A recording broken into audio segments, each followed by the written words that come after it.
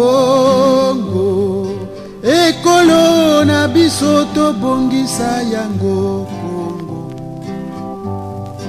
Congo, ekolo monene tobosana te. Congo, tolingana toyokana.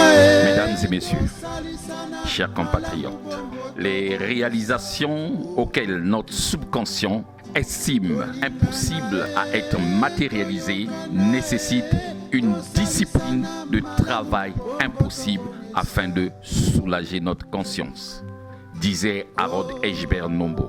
Si hier, on pouvait nous dire, il y a 2-3 décennies de cela, nous dire que l'homme arriverait à la Lune, cela pourrait entraîner ce qu'on appelle un tabou généralisé. Mais aujourd'hui, vous conviendrez avec moi que l'homme a vaincu la Lune. Mesdames et messieurs, je suis Harold Egbert Nombo, président du Devoir patriotique, membre de la majorité présidentielle. Aujourd'hui n'est qu'une suite logique de notre thème, le thème que nous connaissons tous, le logiciel Congo face aux enjeux du développement actuel. Mesdames et messieurs, il y a un mois de cela, nous nous sommes tous retrouvés en compétition. Une très belle compétition. Comme on le dit dans le jargon sportif, un combat sans merci. Une compétition où les gens se sont donné rendez-vous devant le public. Et il y a eu un gagnant. Et ce gagnant, dans quelques jours, voire 5 jours, ce dernier prêtera serment. Nous allons tous assister à ce moment aussi important de notre nation. Mais avant cela, et de rentrer au vif de notre sujet, j'aimerais vous faire une illustration. Cette illustration consiste à interpeller votre conscience. C'est comme je disais la fois dernière, à une prise de conscience. Sans une prise de conscience, rien ne peut se faire. Et la prise de conscience peut se faire dans toutes les administrations et dans toute l'étendue nationale. Il est question personnelle, mais il est question de regroupement aussi. Nous allons faire cette illustration. Vous conviendrez avec moi l'intérêt de cette illustration. Mesdames et messieurs, mes chers compatriotes, comme je l'ai dit tout à l'heure, nous allons faire une illustration. Et cette illustration a pour rôle la prise de conscience. C'est comme je disais tout à l'heure, la prise de conscience, c'est une question d'abord personnelle. Si vous voulez que votre pays marche, il revient à toi qui m'observe de faire le pas. Alors, nous avons deux assiettes similaires. La première assiette, nous avons des tiges d'allumettes. La seconde également, nous avons des tiges d'allumettes. Nous allons passer par cette illustration en allumant, en mettant le feu. Imaginez-vous un instant, imaginez-vous n'importe quelle administration que vous pouvez imaginer chez nous au Congo ici, n'importe laquelle. N'importe. Il ne suffit que ce soit l'administration ou encore tous les pouvoirs que vous connaissez. Le pouvoir législatif, le pouvoir judiciaire ou encore Alors, mesdames et messieurs, passons à l'illustration. Je vais mettre le feu.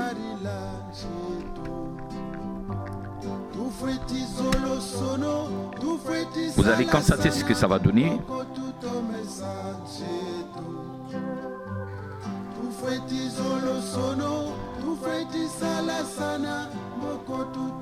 Voilà. Et dans cette logique, nous avons la logique du chaos, c'est-à-dire le statu quo. Est-ce que nous allons demeurer dans le statu quo? Aujourd'hui, nous avons, comme je l'ai dit, le pouvoir exécutif. Nous avons un président qui est là. Il nous faut une prise de conscience. Mais cette prise de conscience émane de chaque Congolais, à tous les niveaux. Comme je le disais tout à l'heure, que ce soit le pouvoir exécutif, le pouvoir législatif, le pouvoir judiciaire et consorts. Je vais faire l'illustration. J'active les allumettes. Avant d'activer, je suis dans l'obligation de retirer une tige pour créer une séparation millimétrique. D'accord. Ok. La tige là représente ce qu'on appelle la conscience. Et que cette conscience aujourd'hui, nous voulons que le pays puisse avancer. Nous voulons aider le président de la République en accélérant la marche. Chacun doit faire la prise de conscience en retirant juste une tige d'allumette là où il est. Merci. Alors, passons à l'illustration. Que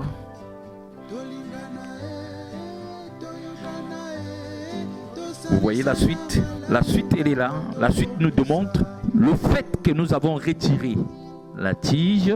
Nous avons pu sauver tout ça. Regardez la suite. Nous avons sauvé tout ça. Une prise de conscience. Raison pour laquelle il est nécessaire pour nous de passer par le changement de paradigme. Si nous voulons que les choses marchent, si nous voulons dans 5 jours, le président de la République prêtera serment. Si nous voulons accélérer la marche vers le développement, il est nécessaire pour nous qu'il y ait une prise de conscience. Et c'est une prise de conscience à tous les niveaux, tous les pouvoirs, tous les niveaux. Et dès que nous allons mettre en place cette prise de conscience, je vous avoue la vérité, c'est que 5 ans plus tard, nous pourrons dire ça a été difficile, mais nous avons pu réaliser des grandes choses. La seconde illustration, nous avons une maison. Ça, c'est du papier, hein? C'est du papier, d'accord? Nous avons une maison en plein pied, d'accord? Une seconde maison ici, en plein pied. Et cette maison, c'est le Congo. On nous dit, il faut accélérer la marche. L'objectif de cette illustration, c'est vous dire tout simplement, nous devons mettre en place les réformes. C'est l'objectif de l'illustration. Ça nous permet de comprendre qu'il est nécessaire à tous les niveaux de mettre les réformes. Alors, nous allons faire cette illustration. Nous avons la maison en plein pied et on nous demande de construire cette maison, de modifier plutôt cette maison en une maison R+1. La première des choses, nous allons nous poser la question, qu'est-ce qu'il faut faire? Il faut renforcer le soubassement, renforcer les poutres et renforcer. Mais si nous ne le faisons pas dans l'art même de la chose, regardez ce qui va se passer. On nous demande de construire une maison en R+1. Si nous mettons que la dalle, R+1, nous avons une autre maison qu'on peut poser ici. La suite, qu'est-ce qui va se passer si nous superposons une nouvelle maison? Nous avons ici le poids. Si vous constatez, c'est 2 kg, d'accord? 2 kg. Mais si nous posons là-dessus 2 kg, regardez ce qui va se passer. La suite, 2 kg.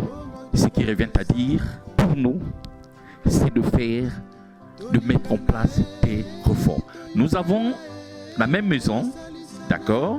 Nous allons mettre en place ce qu'on appelle les réformes. C'est du papier. Vous conviendrez avec moi, c'est du papier. C'est du papier, d'accord? Si on nous demande maintenant de mettre les réformes, ce sont les lois dissuasives. Et ces lois feront de manière à ce que chacun puisse savoir, ça je ne peux pas faire, ça je peux faire, ça si je le fais, ça ne marche pas. Si je continue, ça ne va pas aller. Mes chers compatriotes, mesdames et messieurs, nous allons passer par les réformes. Ceci représente les réformes d'une nation. Si nous voulons avoir cette maison qu'on appelle la marche vers le développement, les réformes, c'est du papier, on met les réformes, d'accord? Nous allons joindre du papier simplement. C'est du papier. Nous avons joint du papier. Ok. D'accord. Si nous mettons les réformes, nous avons les réformes de notre maison, la marche vers le développement. Accélérons la marche. Nous avons mis les réformes. Vous conviendrez avec moi. Ici, nous avons la dalle supérieure. Alors, je vais faire l'essai.